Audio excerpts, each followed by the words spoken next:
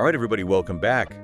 Ready for another deep dive? Always ready to dive in, especially into a topic like this. Yeah, today we're looking at cybersecurity. Definitely important stuff. Absolutely. And we've got some really fascinating source material to work with today. We've got a set of excerpts. It's called Cybersecurity Advice from Bert Blevins.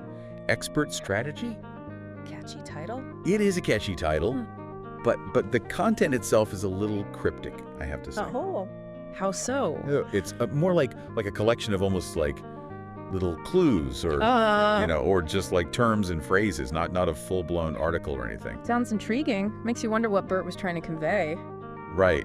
So we're going to try to kind of unpack that and see if we can figure out what Bert was going for here. All right, let's decode some cybersecurity wisdom. Okay, so let's just lay it out there on the table. This is what we've got. And tell me what jumps out at you here. Okay. So the list is this.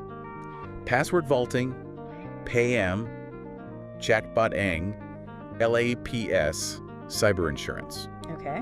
I see a few things right off the bat. First, these all sound like shorthand notes, like reminders for key cybersecurity topics. Yeah.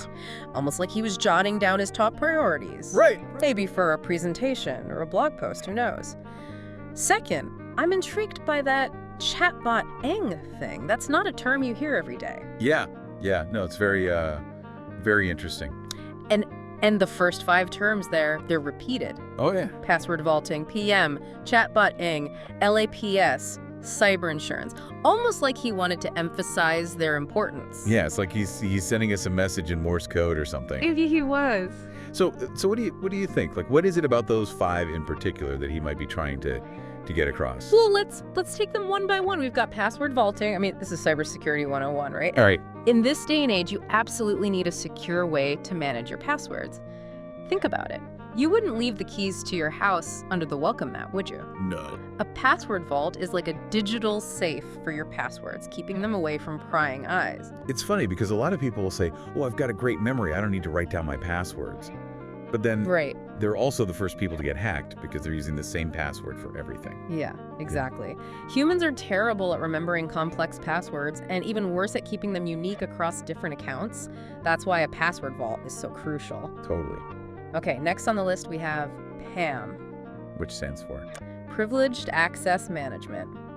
Now this one's all about control. It's like having a really, really strict bouncer at the door of your most sensitive systems. I like that analogy. So who are the VIPs in this scenario? Think system administrators, database admins, anyone with access to the crown jewels of your organization's data. PAM makes sure only the right people get in and that their activity is closely monitored. So it's not just about keeping the bad guys out, it's also about keeping an eye on the good guys. Exactly. Because sometimes even well-intentioned insiders can accidentally cause damage or, in some cases, intentionally misuse their access. Right. PM helps minimize those risks. Okay, makes sense. So next up, we've got that mysterious chatbot-ing thing. Any more thoughts on what that could be about? Well, I'm thinking he's probably referring to the use of chatbots for cybersecurity training, which is a pretty innovative approach. Oh, really? How so? Yeah, so imagine a chatbot that can simulate a phishing attack. Oh, interesting. Teach employees how to spot a suspicious email, even guide them through reporting a security incident. Oh, so it's like interactive learning. Exactly. And it's a safe environment for people to make mistakes and learn from them. That's pretty cool. But couldn't chatbots also be used for nefarious purposes? Like, what's stopping a hacker from creating a malicious chatbot to spread misinformation or steal data? It's a double-edged sword, for sure. Like any technology, it can be misused. The key is to develop these chatbots responsibly, with robust security measures built in. And of course, educate users about the potential risks. Right, yeah. So it's not a magic solution? No. But it could be a really valuable tool. Absolutely. Okay, so on to LAPS. LAPS, yes. Yes. This one stands for Local Administrator Password Solution. Okay. Not as catchy as chatbot-ing. No, not quite as catchy, but just as important. Okay. LAPS is all about managing those pesky local admin passwords on all the computers in your network. Think of it as constantly shuffling the lock combination so that no two are the same. And why is that important? Imagine a hacker gains access to one computer. With LAPS, that doesn't give them the keys to the kingdom. Each machine has a unique, randomly generated password. It makes it much harder for an attacker to move laterally within the network. So it's a form of damage control. Exactly. Containing the blast radius of a breach. Okay. But what about those really sophisticated attacks that go straight for the domain controllers? The heart of the network, so to speak. Would LAPS be effective against those? Well, like any security measure, LAPS has its limitations. It's just one layer in a multi-layered defense. You Yeah. can't rely on it alone. Gotcha. So the last one on the list here is cyber insurance. Yes, the safety net. The safety net. So is this something you've considered either for yourself personally or for your business? Oh, absolutely. These days, cyber insurance is becoming as essential as health insurance. The threat landscape is constantly evolving, attacks are becoming more sophisticated, and the financial fallout from a breach can be crippling.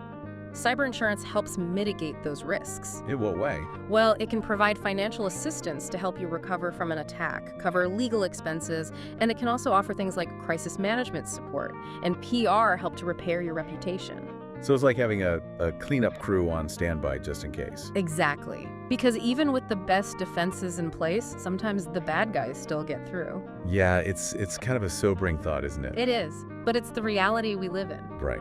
Okay, so we've got this list of terms and phrases, and then there's this other little nugget. There's a website, dailycybersecuritytips.com, and then next to that it just says, discover the art of publishing. What do we make of that? Well, I'm guessing dailycybersecuritytips.com is a website dedicated to, daily cybersecurity tips. Okay.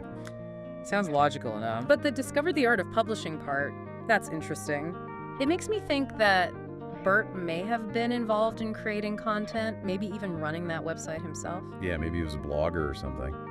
Could be. And it also highlights something really important, which is that communication is key in cybersecurity. Oh yeah, explain that a little bit. It's not enough to just have the technical solutions in place. You need to be able to explain those solutions to people to make cybersecurity accessible to everyone. That's where the art of publishing comes in. Clear, concise, engaging content. Yeah, and it makes me think about those chatbot-ing training modules we were talking about earlier. Right. You need someone who understands both the technical side and the communication side to make those truly effective. Definitely.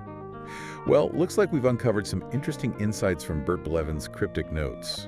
Strong passwords, controlling access, leveraging technology for training, preparing for the worst. But we're still left with a few unanswered questions. Such as? Well, who exactly is Bert Blevins? What's his story? And what kind of content will we find on dailycybersecuritytips.com? I guess that's where our deep dive ends, and yours begins. Maybe a quick Google search will shed some light on those mysteries. There you go. All right, everyone, thanks for joining us for another deep dive. Remember, in the world of cybersecurity, staying curious is one of the best ways to stay safe.